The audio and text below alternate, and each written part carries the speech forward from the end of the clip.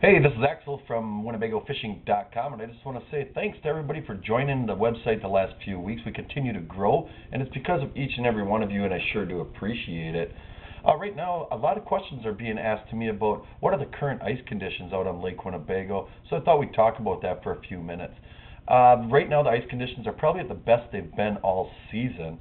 There's currently anywhere between 12 to reportedly 18 inches of ice all across the entire lake. Remember, ice is never safe, and I always say use caution when going out there. I recommend if you're driving out in a vehicle, make sure you have your windows rolled down. And if you're on the ice, if you don't think it's real safe, wear a life jacket. Always carry some ice picks with you in case there is an emergency situation. And as always, make sure to tell somebody where you are, when you are leaving, and when you plan on returning, and give them some approximate areas on where you're going to be fishing.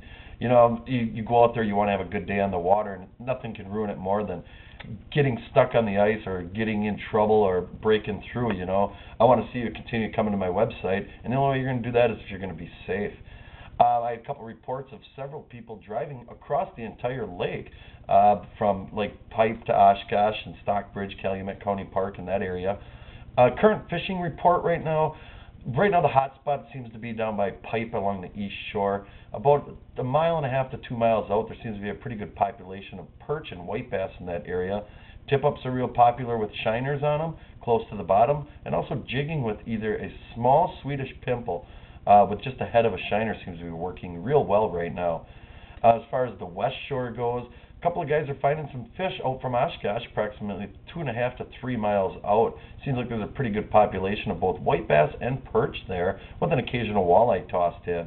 A lot of you probably saw John Gillespie's show last week, and they did pretty well out in that general area, fishing for perch and for white bass as well.